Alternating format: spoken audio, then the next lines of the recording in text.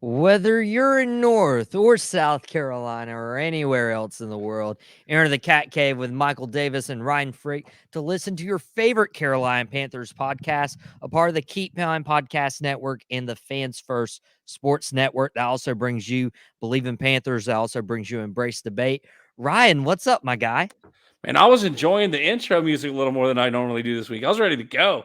Yeah, man, listen, it's been a busy couple of weeks. I am well rested after a entirely terrible situation when it comes to fights last week. But I'm here. I'm well rested, ready to go, ready to talk some Carolina Panthers football. We talked about this on the last show very briefly, where I was stuck in Houston for 2 days from some of the flight delays and stuff like that. So now I've had some time to get rested, and so yeah, I'm ready to talk some Carolina Panthers football, baby. Let's go. You said flight. I thought I heard fight. Oh And no, you no. and I both host wrestling podcasts on the Tobacco Road Sports Radio outlet. You have tap outs and touchdowns. I've dropped the mic, and I've wanted to hold a mic the last couple episodes, so I could just go, yeah. So Hey, listen, I don't know if you heard, and it's sort of off topic here, but Tyson Fury has agreed to fight Francis Ngannou over in I forgot where in Saudi Arabia, but are they Tyson boxing? Fury, yeah, they're boxing. It's a Okay. boxing match between Tyson Fury. So not quite professional wrestling, even though Tyson Fury was involved at Clash of the Castle last year over in the UK. But interesting to see how that's going to play out. We got some time for that, but color me intrigued, because Francis Ngannou was one of those guys that I was scared when I saw him getting in an octagon, because I thought he was going to kill somebody. And then Tyson Fury is just one of the best heavyweight boxers of all time. So yeah, it'll be fun to watch that fight go down if we're going to talk fights. So yeah, good stuff. Yeah, it's always interesting seeing, athletes go to different ones, like UFC fighters going into the boxing ring, boxing guys going into UFC. And, why not get back into the Carolina Panthers talk for this Keep Pound Podcast Network podcast, the Cat Cave, with yours truly, Michael Davis, and Bully Ryan Frick. And there are players who they play high school football. They're playing basically the entire game. They go to college. They specialize in one area of the game, one position. And then they get in the NFL, and they're just trying to find a spot on the roster. They're just trying to make a living. And Raheem Blackshear, the running back, he's not going to be the guy this year for Carolina Panthers when it comes to the backfield. They have Miles Sanders for that. They have Chuba Hubbard right now. So Raheem Blackshear is basically fighting for a roster spot on the Carolina Panthers this year. And he says he's not going to be calling fair catches if he's returning. He expects to run it back this season, meaning run it back to the end zone for a kickoff return touchdown. And we've talked a little bit about this, about what the return game looks like for the Carolina Panthers. Do you expect Blackshear's name to be mentioned there? Because we honestly haven't mentioned his name. We've mentioned a couple other guys. Listen, Blackshear went undrafted last year after playing some time in both Rutgers and Virginia Tech. He's a 5'9". He's 194 pounds. He's a small guy. Hashtag short kings. Yeah, listen, 5'10" is not short. And 5'9". Listen, You're 5'10". No, 5'10", 5'9" is not short. I'm 5'7". So if I'm somebody says 5'7". I'm actually 5'7" and a half. Yeah. Whatever. If somebody says 5'9" is short, it makes me want to fight. No, listen, he's a running back, right? Like, he's a running back by trade. He played running back in college. Obviously, didn't finish his career at Rutgers, finished in Virginia Tech, went undrafted. I can't say much about his size, because one of the other guys being talked about, Damiere Byrd, I believe, is 5'8". But I feel like he's a little more shifty than Blackshear. I mean, Demir Bird has the experience in the NFL with kick returns, with punt returns. He had experience returning kicks and punts in college. I don't know as much about Blackshear as far as whether he was returning kicks and returning punts in college. I know that he did start off his career with the Buffalo Bills and didn't make it. Did Blackshear? Demir Bird has had a pretty lengthy NFL career. He's never been that like number one go-to guy. He's never been Devin Hester when it comes to doing kickoff and punt returns. But I feel like he's got the experience that would give him the nod over a guy like Raheem Blackshear, especially considering that Blackshear is coming. Like, he's still on. I don't know his exact contract stats, but I would imagine he's on like a league minimum for the younger players. And they wouldn't go out and sign Demir Bird just to turn around and cut him to try their luck with an undrafted second year player coming out of Virginia Tech. The other guy being thrown around is Shi Smith. Both Shi Smith and Demir Bird have the similarity of playing wide receiver at South Carolina. Now, Shi Smith has dealt with injuries since he has been in the NFL. I believe he dealt with injuries late in his career at South Carolina. But I believe, and correct me if I'm wrong, you mentioned players are looking for roster spots. They're looking for somewhere to sort of hold on to. And if it means Shi Smith's going to be returning punts, by all means, let him do it. But I think Shi Smith would rather step up to the plate and be one of those potentially not slot wide receivers, because obviously that's going to be Adam Thielen's job, but one of those playmaking wide receivers, one of those change of pace wide receivers, specifically when Adam Thielen needs a break off the field, or if they want to run some 5 wide where they've got a couple of a decent slot receivers. I think that's what Shi Smith wants to do. Either way, considering they've invested so much time into Shi Smith, and he's towards the end of his rookie deal, I think the first person that's going to get a true look at returning kicks and punts is going to be Demir Bird. And if they want to keep Shi Smith healthy, that's when they're going to turn to Raheem Blackshear. I think it's still up in the air. It's not like who's going to be starting at quarterback in week 1 for the Carolina Panthers. It's going to, it's not that sort of foregone conclusion. But I think you're going to see Demir Bird step up and be that special teams returner over Raheem Blackshear, at least to start the season, despite any sort of injury setback for Demir Bird. Now, my initial instinct is to disagree with you. That's my initial instinct. We like disagreeing a little bit. Yeah, and you've been wrong before, so. No, I haven't actually. But it's all right. But I think Demir Bird, my other instinct is to be like, yeah, it's Demir Bird's job to lose, return kicks and punts for the Carolina Panthers. They could also split it up. One guy do kickoffs, guy do punts, but are you really like holding that back, right? And I'm looking on a depth chart through our lads, and it has Shi Smith as a punt returner right now and Blackshear as a kick returner.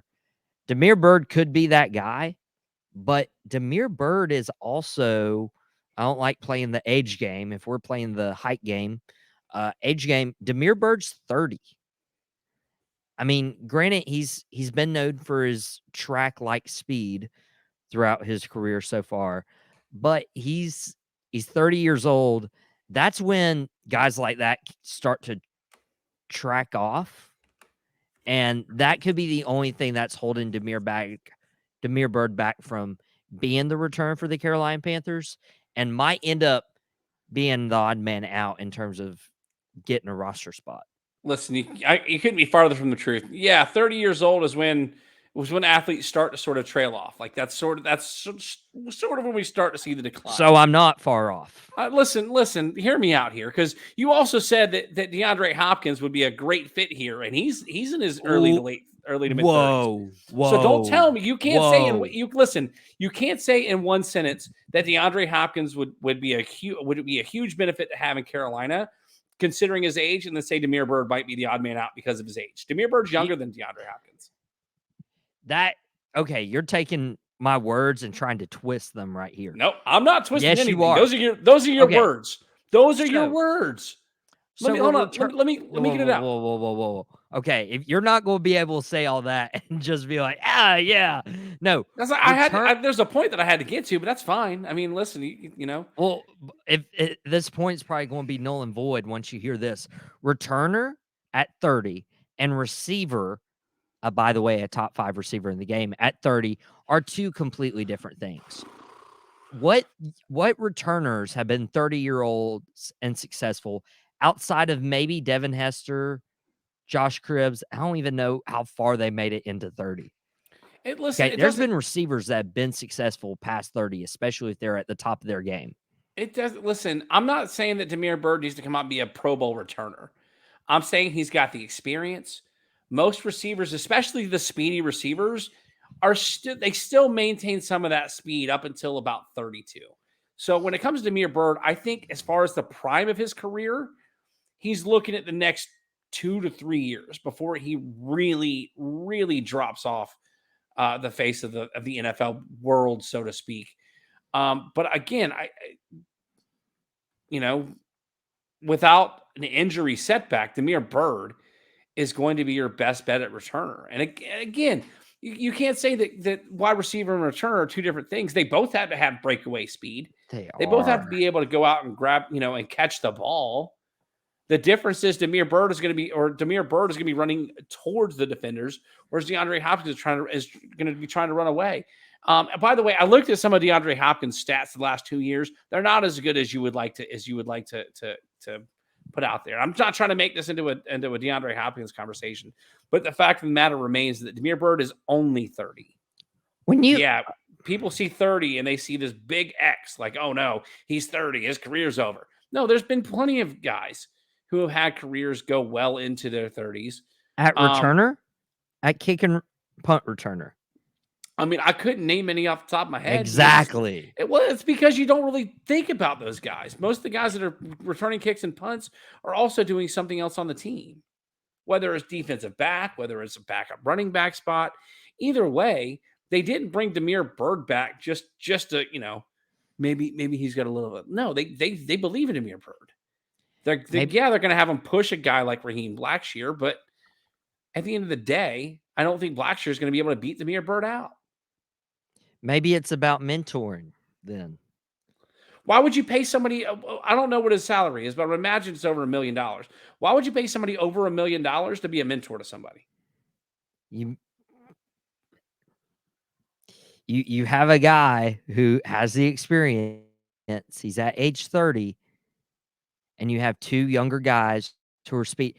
Ryan, the game's evolved so much that when you look for a receiver, yeah, you can play them into their 30s because you also have to rely on route running, chemistry with the quarterback, knowledge of defenses, knowledge against man versus zone defense and how to get open, how to compete for balls. Returners, the number one thing teams look out for is speed. Are you going to make good decisions with the football in terms of fielding or not? And do you have speed to run away from the other guys? Listen, I'm looking at his salary right now, and it looks like he signed a 1-year deal, $630,000 contract.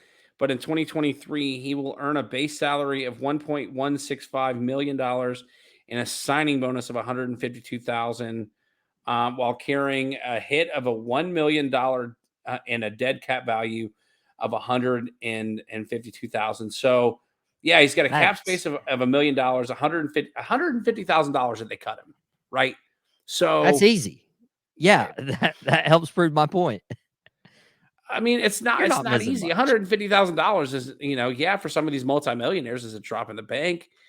But when you're talking about like making good financial decisions, cutting a guy that you just signed that has had a proven track record. Even if he doesn't return kicks, they're not going to cut him. Like they're going to use him for depth at the wide receiver room. So, by the way, speaking of receivers, have you seen the likes of DJ Chark and Laviska Shenault? I think Laviska Shenault is cut. Looks like DK Metcalf Jr. Have you seen him? I do not have pictures. I do not look up pictures of There was a just. picture of him online last week, and he looks ripped, jacked, in shape, which goes back to show that everything that I've been saying on the show about how one of those two guys can step up and be a solid number one and number two wide receiver on this offense.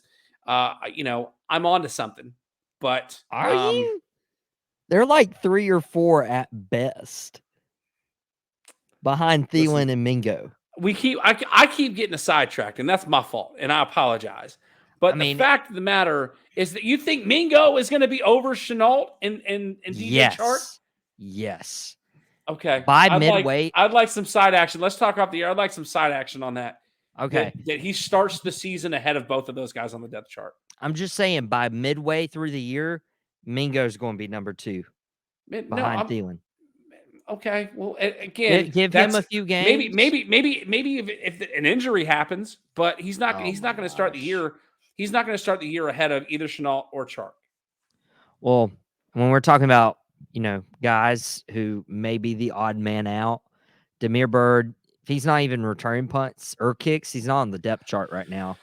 He might be the odd man out, and he's looking at either a 5th or 6th receiver spot, or he's not even on the Panthers roster Mark at my all. words, Just Blackshear saying. will be a practice squad player while Demir Bird will start the season returning kicks and punts.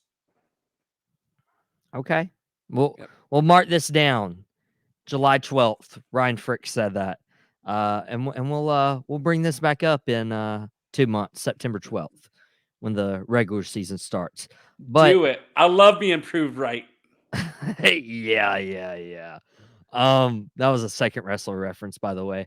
For those of you who may or may not have caught that. But we have to honor a couple people on the Carolina Panther podcast right now in the Cat Cave.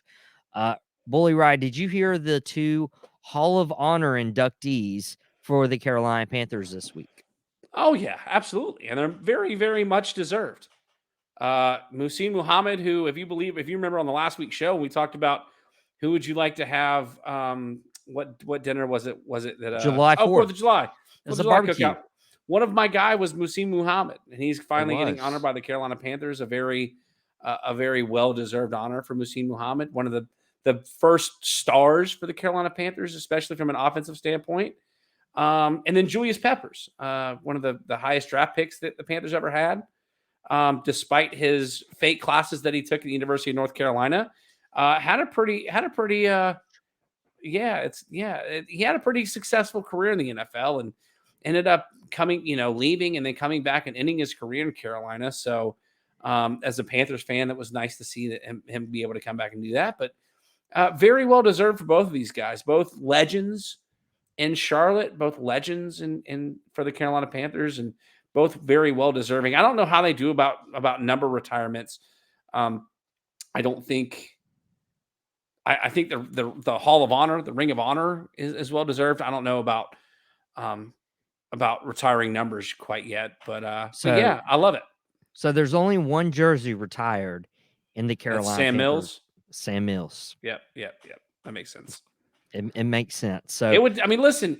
As much as I hate to say it, the only number that I think could potentially be retired for the Panthers is Cam Newton, only because right now he's the only NFL MVP to come out of Carolina, and I can't stand Cam Newton.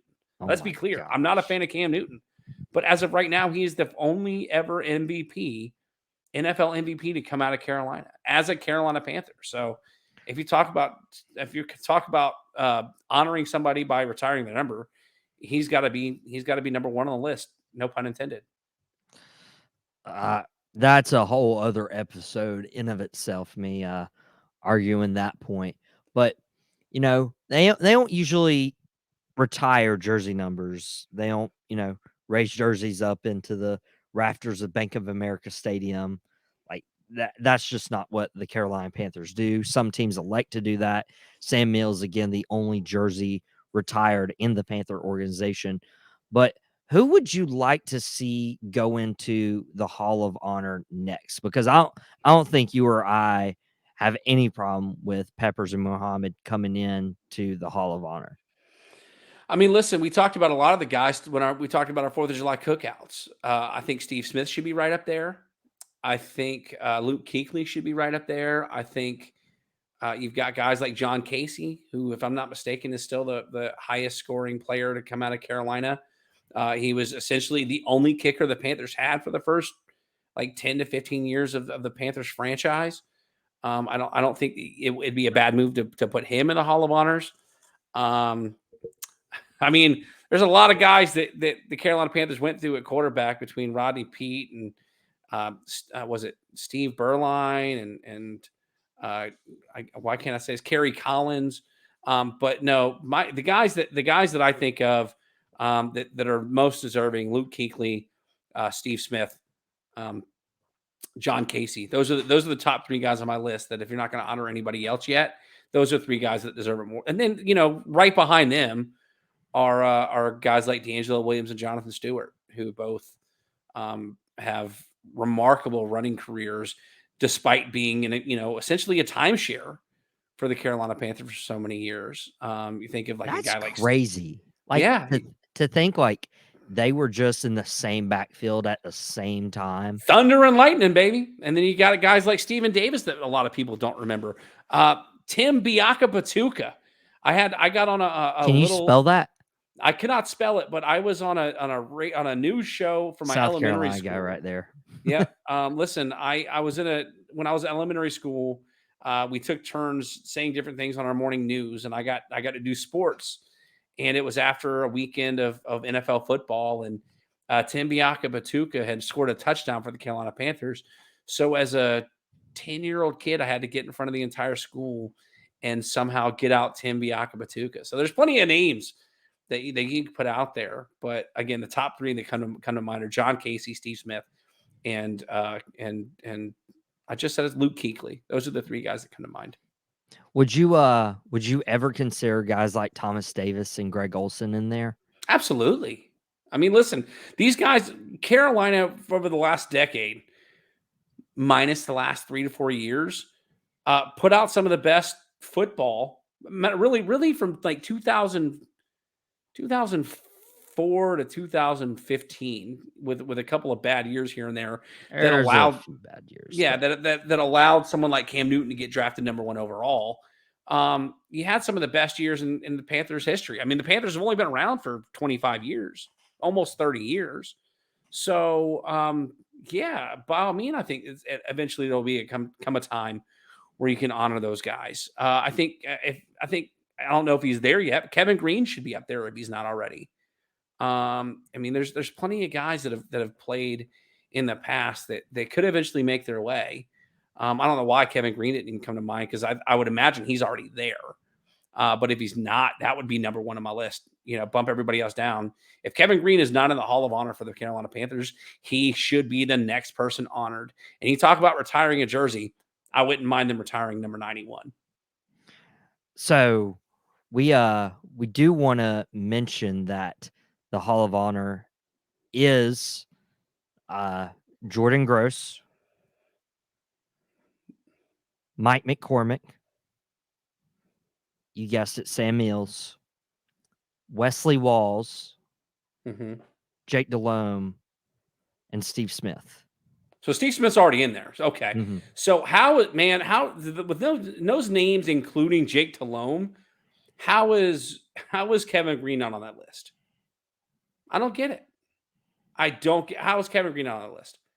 He was one of the first guys taken, one of the first stars the Panthers had. I remember him on WCW and the Carolina Blues. Here's a pop quiz. You know who the first player ever to be cut by the Carolina Panthers? If you didn't ask me, I know it. Oh, Bill Goldberg. Bill Goldberg. It's Goldberg. That is correct. Goldberg was the first ever player to be cut by the Carolina Panthers. So, yeah. Another wrestling reference for all you non-wrestling fans listening to a Carolina Panthers podcast. Yeah, I knew that. I was like, I hate when people put me on the spot and they're like, "Ooh, name this." I'm just like, you should be able to pop it off, man. You're better than that, Michael. It's like putting people on the spot, though. Like, that's the point. Do you ever get that? Do you ever get fast, that way? You got to be fast on your toes, man. You got to be ready for everything. Well, I just was. So, Yeah, it took you a second, but you got there. There ain't nothing wrong with that. I was like, I know this. I know it's not like a regular answer either. But yeah, congratulations to Julius Peppers, Musa Muhammad Moose. Let's go. coming. That's actually reserved for Daryl Moose Johnston, the commentator and the former fullback of the Dallas Cowboys. Just I saying. will punch you in the neck. I'm just saying. No, it's not. I mean, listen, that's time for another podcast.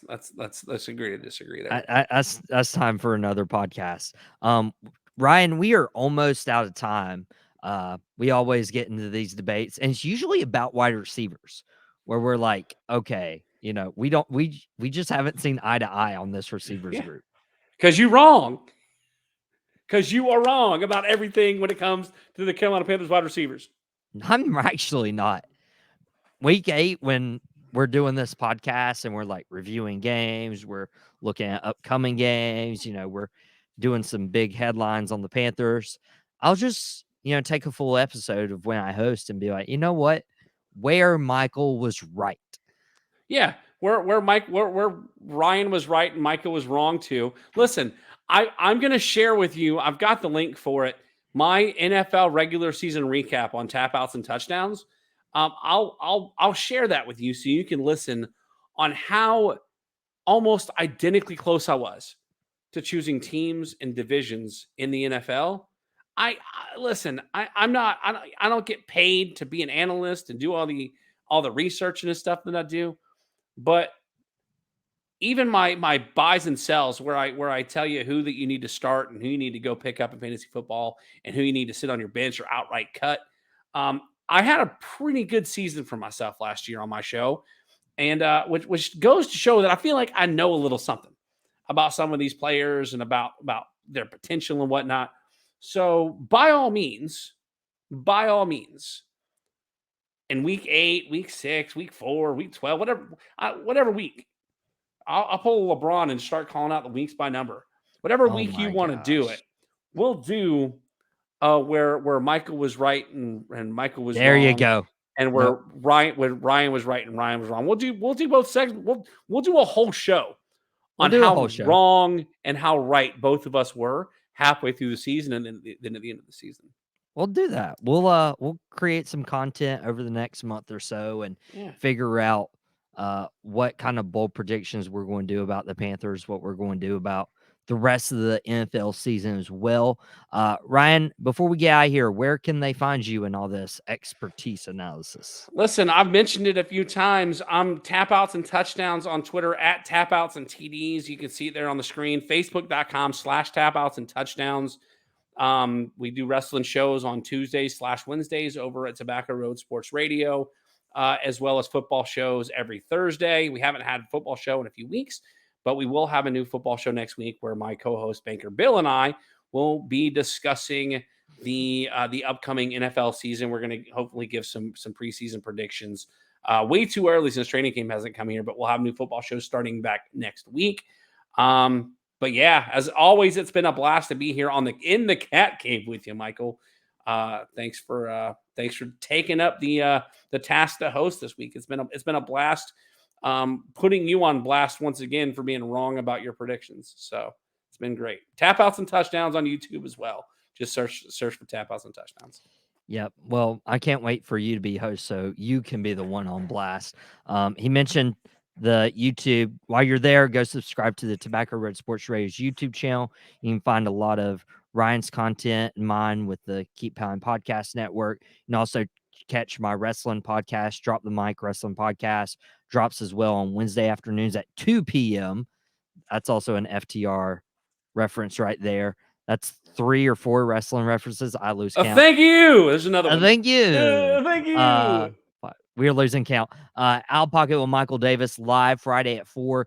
You comment on the YouTube channel. Your comment has the potential to be flashed on the screen and mentioned on WWBG 1470 AM out of the Triad. But thank you guys so much, and adios. Until next time, exit the Cat Cave. We'll listen to more content by myself and Ryan on Tobacco Road Sports Radio's YouTube channel and more Carolina Panther-centric podcasts on the Keep Pounding Podcast Network, powered by Fans First Sports Network. We'll see you next week.